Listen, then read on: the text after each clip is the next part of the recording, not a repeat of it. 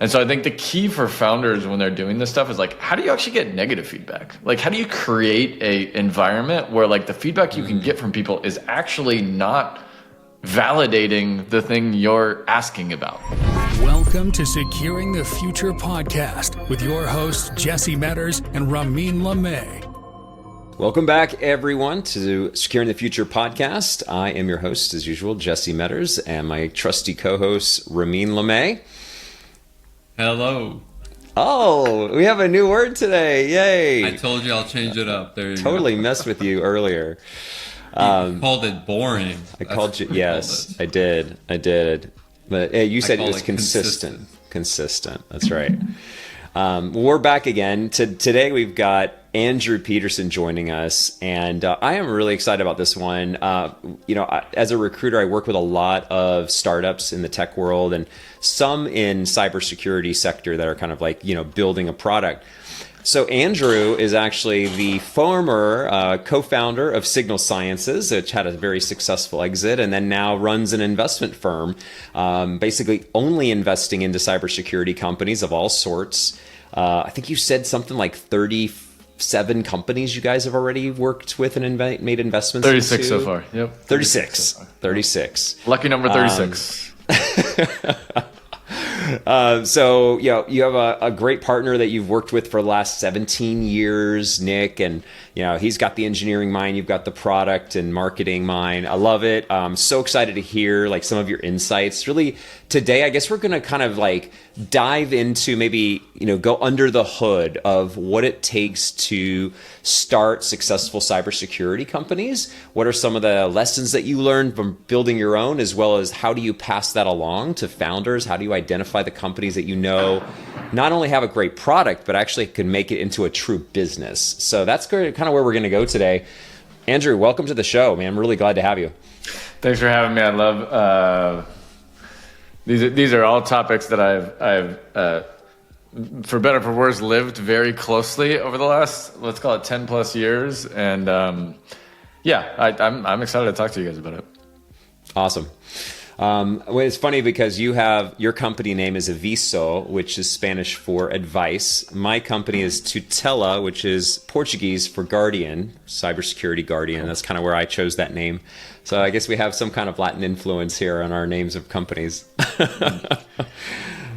Andrew, I guess let's go into a little bit of your experience founding a company, right? Signal Sciences, had a great success story, and I'd love to hear a little bit about what that was like, as well as, walk us through what are some of the things that you see now as an investor into cybersecurity companies. There's tons of hype on how to apply AI into cybersecurity, right? There's lots of interesting changes happening so quickly in this space. So we'll start there, kind of walk through your journey a bit, and then, kind of walk us through some of the things you see that have made, the investments that you have made into these companies successful. Absolutely. So we started a company called Signal Sciences. We started it in 2013. We sold the company in 2020 to an infrastructure software company called Fastly. Stayed there for a few years, and so like my sort of bookend on that experience was about 10 years. And it's typically the advice that I give to folks when they're thinking about starting companies, that it's like, hey, this isn't just another job. Like, this isn't something where you like sign up for something and then if you're not into it, you just, you can pop out and do something else. Like, if you're thinking about making a commitment in the space, like think about a 10-year commitment. And it's funny because it's the advice that I got when I asked, one of the things I've done in my career that I think has been a great thing that I would absolutely advise other people to do also is, if you're thinking about anything that you want to be doing in the future, especially starting a company, talk to other people that have done it, and like get some advice before you jump in. The folks that I talked to, they sort of gave this advice of like, oh, it's going to be a 10-year commitment. It was almost 10 years to like the month for me when we started the company to when I eventually left the company that acquired us. And so it was like sort of oddly foretelling. But we had a great run. We went from, a zero nothing to $100 million business run rate that we grew over time. And you learn a lot of lessons in the process. You learn some the hard way, you learn some the easy way, but like it's not for the faint of heart. Like, I tend to spend a fair amount of time trying to convince people out of starting companies if they actually have interest in it. And like for the people that, match up with I think the right motivations and the right phase of their life, and they have the right team that they can do it with, then I'm all for it. But it takes a lot of stuff to come together. It's not just sort of one thing, or it's a series of things that kind of have to come together, even just to get off the ground to start a company. And then afterwards, it's it's a crazy experience. But I would tell everyone, if you love learning, if you're into like personal and career growth, I don't think there's anything that can really match that. It comes with a fair amount of pain and stress also, but most of life learning does. And so I think that the last thing that I think most people know about this is that, like, look, our path was incredible. We had an incredible outcome from like a dollar perspective, right? We sold our company for $800 million to Fastly, which is just like in many ways a total fairy tale for me and everybody that was involved in the process. But like most companies don't end like that. Like, and the odds are that you're not going to see a pot of gold at the end of the rainbow on the journey. And so I think this is where the advice that I tend to give people is just like, if you like learning and you like growth, that's what you should be trying to do the thing for, and not necessarily for that pot of gold at the end. And sometimes the pot of gold will be there and sometimes it won't. So as it relates to like the companies and stuff that we're working with now, we're very, very fortunate to both have many companies that have trusted us to make investments in their companies and sort of join them on the journey of what they're building. One of the things that I don't think is talked enough about in cybersecurity is actually the mission and how the mission orients around the value of the jobs that we're doing. And the mission being, if you get something stolen from you online, or some type of digital thing that's stolen, you don't roll up to the police station, you don't call 911, you might try and they're not going to be able to help you. And really, like, the people that are building private companies to do cybersecurity, and the people that are doing cybersecurity in-house at the various companies around the world, like, you're the front line. Like, you're the front line and the only line in many ways to be able to actually keep people safe. And so I think a lot of that conversation around founding companies in this space and investing in these spaces, it's very sort of financially oriented. But I would tell you, like, a big part of what we're doing is very mission oriented around being like, we want to take these lessons learned that we had, that were very hard fought, learned over the last 10 years of building a company, and actually try to help other founders in this space be able to A, learn from us, like, so that they don't have to learn the hard way, and then B, just get a step ahead so that they can deliver their product and services out to the masses, because that's how we're going to make everybody safer. Like, is really through public or through private companies and building tooling stuff around it. So I'll stop there. No, yeah, I mean, there was a lot there that you put out. I feel like we can go down many different paths. Just kind of starting it off, I think, one thing you've made very clear in your journey that's helped you is having a co-founder in your situation, having that technical person, and then even mentor, right? You kind of alluded to having mentors, being a founder myself, Jesse is a founder as well, right? We can definitely see the challenges when you're one, alone, and two, you don't have necessarily a mentor that does what you do, right? So, helping you kind of with your journey and charting that out, maybe kind of talk to that, right? Talk about, the value you've seen with mentors for startups, and like what to expect, what can they help, do to kind of, just give more advice on, what the value I think is there. Okay. So first thing, like, I was super lucky to have co-founders in the process. When we started the company, my two co-founders, Zane Lackey and Nick Galbraith, I knew them for many years before. We had the pleasure of working together before. One of the pieces of advice that I give to founders out there, if you're thinking about starting companies, is read the book called Founder's Dilemma. It goes through a bunch of sort of I don't know, kind of soft advice things about like company formation and founding team formation and what's the best kind of background of founding teams. And the short version is the majority of people start companies together having been friends or family members, and that is one of the worst predictors of success for a founding team. One of the best predictors of success for a founding team is people that have had work experience together already. You know what each other's strengths and weaknesses are. You can divide and conquer like tasks better because you know what the skills are that are involved in the first place. So I was lucky to have that as a founding team and the founding background, is that we had that work experience together, and I think it gave us a huge leg up. I think the other thing to look for, and this will just be a plug for people, is like the majority of people that found companies don't have any people management experience, and I was lucky to have both Nick and Zane had a tremendous amount of people management experience in their background, and I think that's an incredibly important part of scaling the company in the future, though. It's a little different than doing the 0 to 1 thing, which is like trying to get something off the ground. So that's like having great other founders that you can really work with and rely on and know what you can rely on them for, I think is really, really important. And knowing where you're like, and let's say like you're doing it on your own, knowing where your strengths and weaknesses are like is really important to being able to figure out what are the other roles that you need to hire to actually sort of complement the areas that you need help in, knowing that you need, it takes a village to be able to build something special, right? And so I think that gets to your point of, how does a mentor fit in, or mentorship or coaching and stuff like that fit in? And I think like I've had a professional coach for 15 years. I did some coaching before I started the company, and I invested in having a coach the entire time I had a company, and I still work with the same coach now that I have for the last 12 years. And, she wasn't a CEO.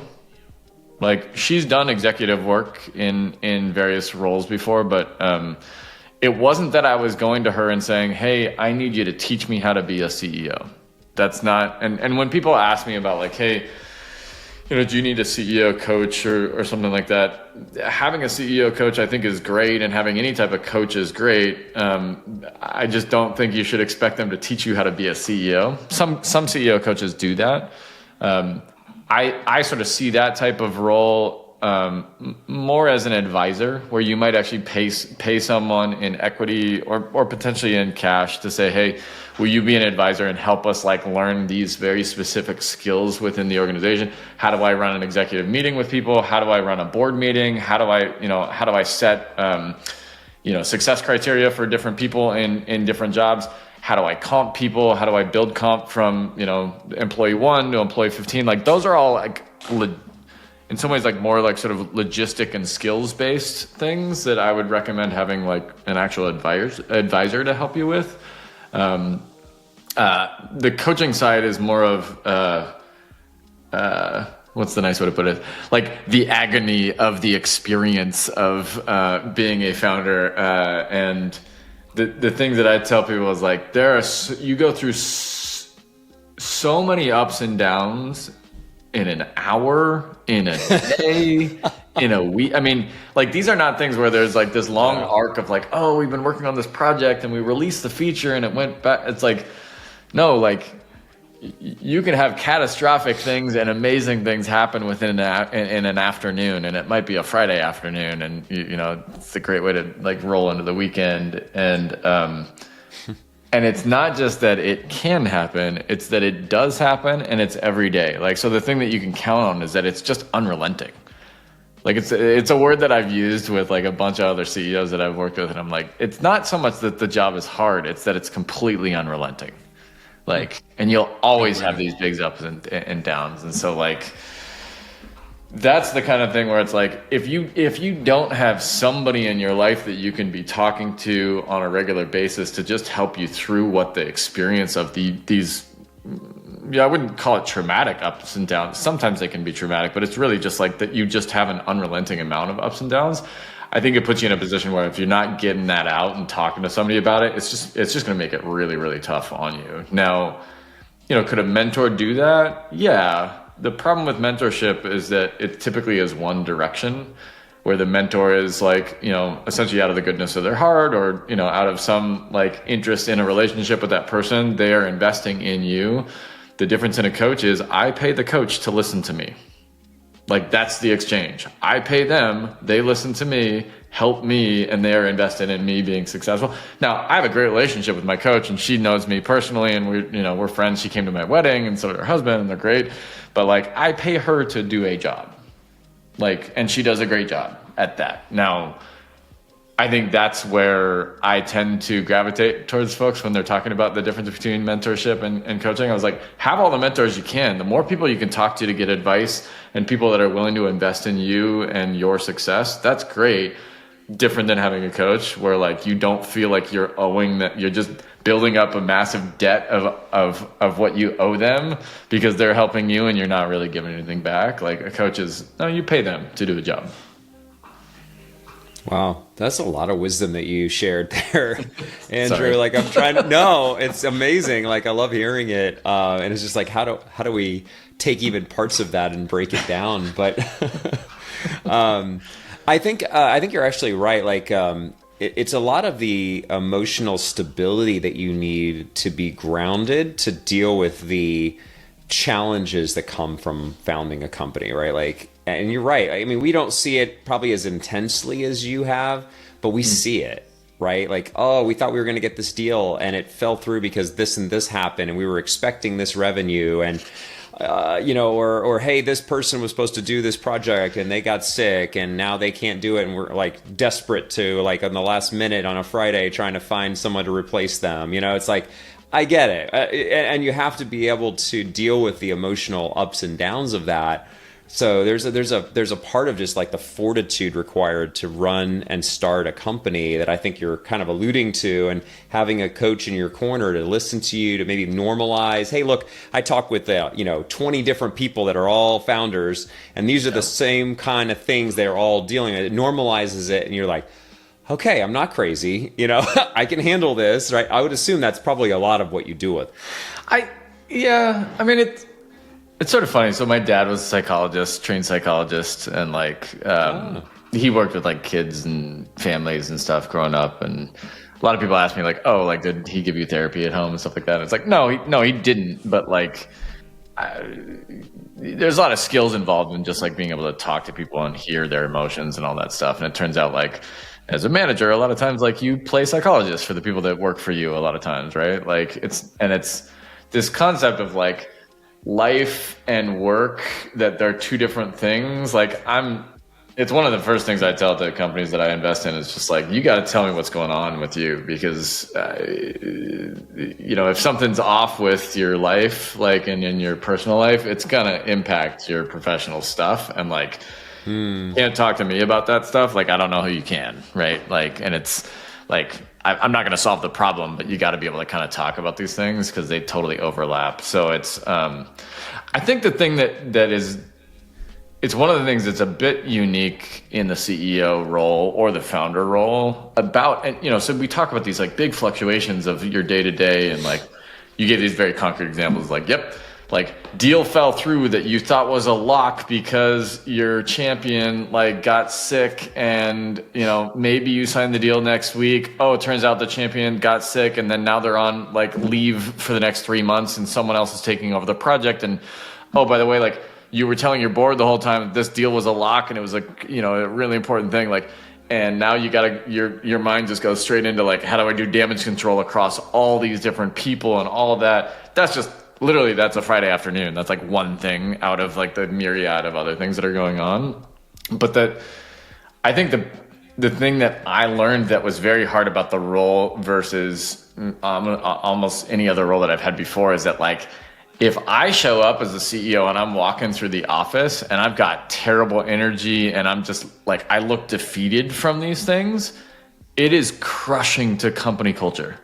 Like, and it crushes everyone else. Like, if they see me going through and they're like, dude, he looked like he got run over by a train. Like, what is going on? Because everybody takes their cues from like leaders like that in an organization.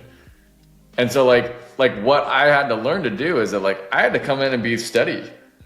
like in the background, it could be going up and down, and my experience could be all over the place, but my appearance had to be Mr. Cool. And luckily, like as I talked to other people that have worked for me in the past, like they're like, yeah, like we didn't really get a sense that stuff was chaotic. And I was like, great, I did my job. Right? Like that, like that's part of the job of being the leader, is that like you don't need other people to experience the ups and downs. You need them to execute and be awesome at their jobs. Right? And so like that's also the thing that's like nobody really tells you that part of it. And you're like, oh, like, and I learned even to like, I can't jump into Slack and like weigh in on something that somebody's talking about, like on Slack, let's call it a product feature or anything. Because the moment that I did that, everybody would drop everything and say, okay, let's do exactly what the CEO just said to do. So like, it was a real learning experience for me to feel like, okay, I had to actually back out of that stuff, even though like over time, like at the beginning, you know, it's a 5-person thing. Like, of course you're going to be involved in these things, but as you get bigger and you grow and all this stuff, it's like, you realize like my presence in a lot of these things was not helpful. Like I might have good ideas, or I could help solve a problem, and I wanted to, and I felt like that was, and it was an exciting work to do, and I wanted to do it, and I was good at it, but it wasn't helpful, right? And so I think a couple of those things and those lessons learning in the process, like it's hard. Like that's the unsaid hard part of the ups and downs, is that like I'm having ups and downs and I'm freaking out, but like I have to stay steady. And so I think that's why like having a support group and some of that, again, yeah, have a coach, have mentors, have these people that are in your life, that have a dad that you can call. I would call my dad and like, you know, like just dump on him for this stuff. If I didn't have that, it would be very hard for me to stay steady for the rest of the team. Question for you. So given, you know, the way you describe the journey of a founder, and, you know, I love what you're bringing up, right? It's very authentic, and, you know, you don't hear these parts of the journey. What do you think is a good background to being a founder? Have you thought about, you know, what's the ideal role, you know, when someone decides to be a founder, or, you know, if they were going to do this, this would be the investment to, you know, do beforehand? Founder is different than like CTO or CEO or something like that. Like I would have a different advice on that. I would tell you that like I think coming from a big company and going directly into starting a company from zero, I think that tends to be a really, really big lift. It's a really heavy lift for people. And like, let's say you've worked at Microsoft for 20 years and you're like leaving there and you're like, I'm going to start, you know, I've been telling myself I should start a company forever, and like this is the time I'm going to go do it, and I've got all this experience and I'm going to go do it. It's it can hit people like a ton of bricks, and like the stuff that I've heard is basically like from people when they do that transition is that they're like, God, I was like, you know, let's say they did PR or something, they're like, I don't understand. Like none of these publications like pick up the phone when I call them now. It's like, well, yeah, when you worked at massive company before, everything you did when you were working in PR, people would just drop everything and write about it. And like they thought that's how it worked. But like when you're nothing and have no brand behind you, like it works totally different. Like PR is just one example of it, but that's customers' feedback on products, like investors, certainly, hiring people, absolutely, right? Like you're really nothing and you're starting from scratch, and you really need to rely on a lot of like personal sales, like ability to get people on board with ideas in all sorts of facets of that business, which typically wouldn't be a core skill that you need to be successful in a big company. So I think that's a pretty heavy lift of like hard to do. Easier to do is like, yeah, like you've been involved in some type of startup before, you have some cross-functional skills where like you weren't just a cog in a wheel in something bigger, like that you really had to figure out and do a lot of problem solving in the context of that. But like when it comes to like attitude, I think being curious really matters. I think the concept of what strong values loosely held, I think is good. Like that concept of like have strong opinions, but like be curious to understand how you need to adjust those things over time. Because I think the core thing for a startup especially is like, you go into a startup with an idea around something that ideally you're very passionate about that thing, right? And you have a hypothesis basically saying like, my hypothesis is that this thing that's missing in the world right now, if I did it, it would, there's lots of opportunity on the back end to be able to both solve the problem and build a business around it. But it's a hypothesis and it's a data point that you have. And every day the goal should be adding new data points in to either, validate your hypothesis and or make adjustments to it so that you can get closer and closer to the reality of like, my hypothesis equals a real business. And for the people that don't have the curiosity to look for alternative interpretations on your hypothesis, I think it can be really hard for them to make those necessary adjustments, because otherwise like you're basically just getting lucky because your initial hypothesis was just perfectly correct forever. Like, it's rare that that's the case, I would say. Well, I look at your journey. You came from Google, then you went to Etsy when they were younger, right? And got that experience in a startup. And then I think it was right around then, right, that you founded Signal Sciences. So yep. It kind of shows a nice, like you got to see mature company doing things well, organized, but probably more siloed than going into a startup, right? So there is like and I look at that too, like when we're working with clients, especially founders of young companies. Like I'll give you an example. We're working with a client right now, and they're solving a really interesting problem in the security space for security operations, but their founder seems to be a little too focused on like, we're great, we're the best thing ever, everybody should just join here, and then like has a challenge hearing different perspectives of reality, like especially hiring talent. Like, hey, they're not going to take this offer because it's way too low for the market rate for the type of skill set you want, as an example, right? We deal with that a lot. Yep. What are some of the things that you help maybe in preparing a founder? It's like, hey, you gotta, whatever stage they're at when they come to you, and I'm assuming these are pretty young. Are these pretty early stage, or like when do you usually make the investment? Yeah, we do pre-seed and seed investing. So it's very early. Yeah, very, very early. Yep. Yeah. So you're getting them before, hopefully, they've made too many bad decisions. What are some of the things you prepare them for as they, hey, got to get the product that's, to a point where customers are going to actually use it and want to buy it. And it's actually, useful. You get the feedback you need from the customers, and then like building a team around that. What are some of the things you think about preparing them for when you're talking to them? Also, this is the traditional like it depends answer, right? Like it really depends on the company and kind of what they're doing. But like, there's phases. Like initially, like you have to get a technology that's out there and get it in front of people quickly. I think the biggest pitfall that I would say that I see companies, I wouldn't say fail at, but just like have a misconception on, is that like when you're starting a company and you're really passionate about it, and you literally like have like shifted your life focus to be around this thing.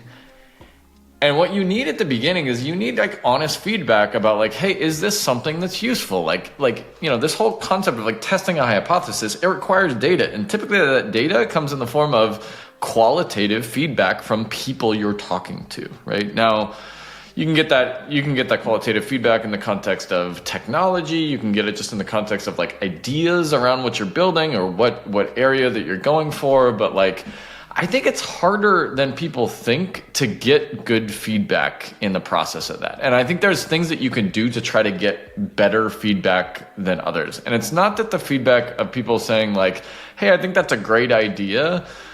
Okay, that's fine. And most people socially are always going to be supportive of someone like that. If you have any type of tangential relationship to that person, like generally you're going to get really positive feedback. And so I think the key for founders when they're doing this stuff is like, how do you actually get negative feedback? Like, how do you create a environment where like the feedback you can get from people is actually not validating the thing you're asking about? Because the default for everybody is to validate, right? Because like, what do I have to lose by telling you like, hey, I'm just so psyched, Jesse, that you're starting a company. That's so great for you, right? I mean, it would just be shitty if, you just, I have this idea for a company, Andrew. Like, here's what I'm going to do. And I'm like, yeah, well, that's dumb. Like that would be so mean, like, number one, like just actually mean to say, because you've already actually started the company and you're already made this massive investment. So the question is, you, Jesse, how do you solicit from me, Andrew, real feedback about how to make your product or company better? And there even ways of just being like, hey, look, like, I know I'm the one that's like super invested in this thing. You can even say this, like, your default is going to be, supportive and positive of me. Like, tell me the reasons why I'm just an idiot, like, around this. Like, what am I, like, what are the things that you're sitting here saying, like, Andrew's just really, like, he could be missing these things in a reality where he just doesn't understand. Like, it's that type of thing where you want to go out of your way to try to get that type of feedback. Now, okay, that's one way to do it. The advice that I tend to give to founders, like, back to your question, is like, money speaks way louder than qualitative data or qualitative responses from people. And so, like, because I was like, you can do all these different sort of tricks to try to get people to actually give you honest feedback. But the reality is, until they give you dollars and until they pay you, you don't know what the feedback, the feedback could be valuable or could be totally not valuable. You just don't know. When they pay you dollars to provide a service for them, that is like a signal that is so high fidelity that like that's something you can trust. And so my advice tends to be like, look, I know you want to spend a lot of time trying to do research and trying to build a product that you're really proud of and that you want to get in front of a ton of people. I tend to say, like, what's the smallest thing that you can do to try to get somebody to pay you money? Because like, and that literally, like, and this is very different than what I think a lot of Silicon Valley investors would tell you, is like, services, I'm totally fine with you doing services up front to be able to have people pay you. Like if that's the fastest route to get them to pay you, like, at least you understand, like, okay, that's something that's valuable. Can I automate some of these services behind as we start building the product? Can we use the product as a means to be able to, like, to provide that service? And one-time stuff, I was talking to somebody the other day, they're like, we want to charge people $15,000 a year for our service that would be running throughout the year, but they're asking us just to do a one-time audit, but they're willing to pay $10,000 for the audit. I'm like, do the audit. Like, do it, figure it out. Like, figure out why is there a delta between they're willing to pay a one-time $10,000 fee, but they won't pay the $15,000 thing for the year? Like, do it and pursue that. So that it may be not a widely held belief around these things, but like, I really don't trust feedback early on in the process of founding a company from people, because their default is to be positive. But what I do trust is dollars. Like, and that would be my advice to founders. Andrew, going a different topic, where does AI, in terms of like a capability or use case, in terms of like a security company, fit? This is the point in the podcast where we start talking about AI. But I think you'll like my question though. Where does it show up with your investor meter? Sure. As as like founders and others are talking to you and like trying to kind of explain what they're trying to solve and how AI fits in. Like, do you have like an AI like bullshit meter where you're like, nope, that's machine learning, or nope, that's just big data. Like, I'm curious, what's the good and what's the the not good on that scale for you, and what do you look for? Yeah, so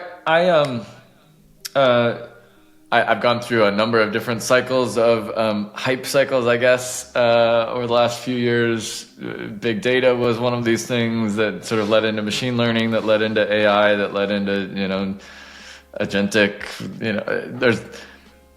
lots of terminology around this stuff. At the end of the day, I think what customers are looking for and the business value that this all of those things translate into is automation of human tasks.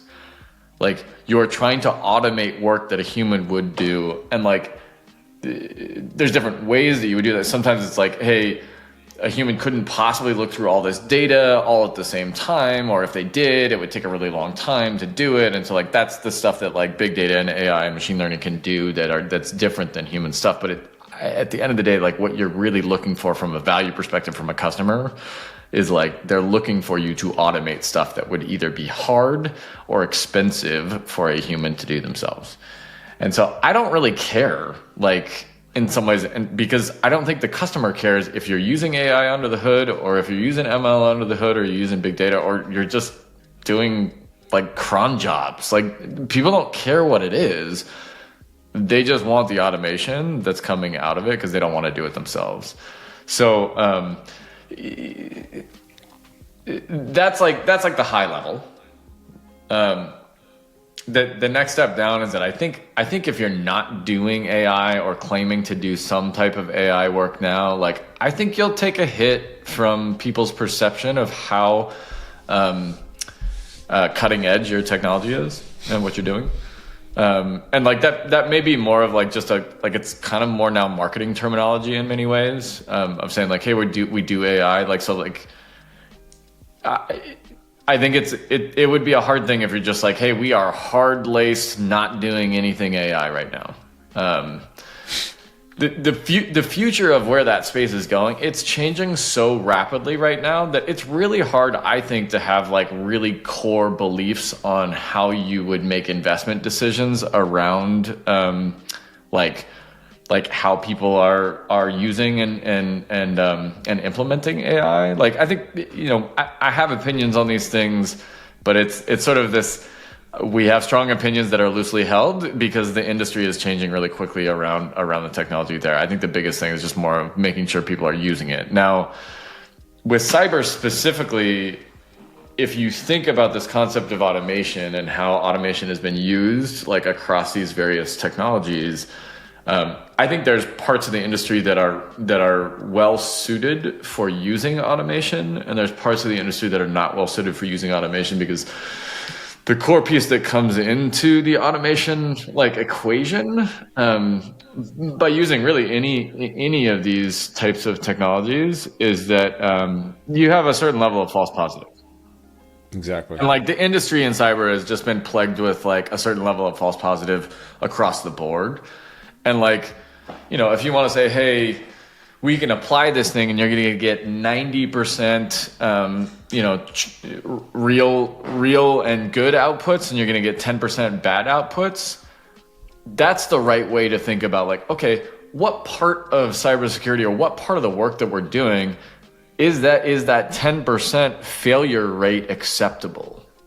And when is it not acceptable? And so I think like as I look at it from like an investment perspective, or just from like a technology perspective, I guess from a company thing, it's like, hey, does using AI in this scenario actually work? Like can and you know, maybe it's not 10%, maybe it's 5%, maybe it's 3%. Maybe that's like the whole thing, is that you're reducing, you know, false positives from 5% to 4% or 3% or something like that. Like, does that work? And I think that's the right way to think about it, at least as it relates to cyber, because like half the time when we would be selling our technology, and we used a fair amount of machine learning actually on the back end of our technology, but when machine learning was like sort of on the rise initially, like you talk to a CISO and they're like, look, if you tell me you have a machine learning engine behind your product, all I hear is you have a false positive engine behind your product, because machine learning equals false positives to us. And so like there was a whole cross section of CISOs that are just like, I don't want you to tell me that your product is machine learning driven, because I think that leads to bad outcomes. Now, I think that there are a cross section of CISOs that would tell you that's probably the same thing. If you're like, hey, I have an AI endpoint solution for you, they'd be like, great, that sounds like, no. I want AI to be a part of what your solution is, but I don't want it to be the solution. At least not yet, because I don't think we have enough examples of being able to fully outsource these things to something else. Yeah. So I think that's where like the nuance is. The nuance is like, okay, this AI is not your product, like, but it's part of it. And what part of it is it? And like, is that part a leverage point that makes real differentiation for your product? And B, is it also appropriate to be applying the AI to it such that you won't create downstream problems from false positives?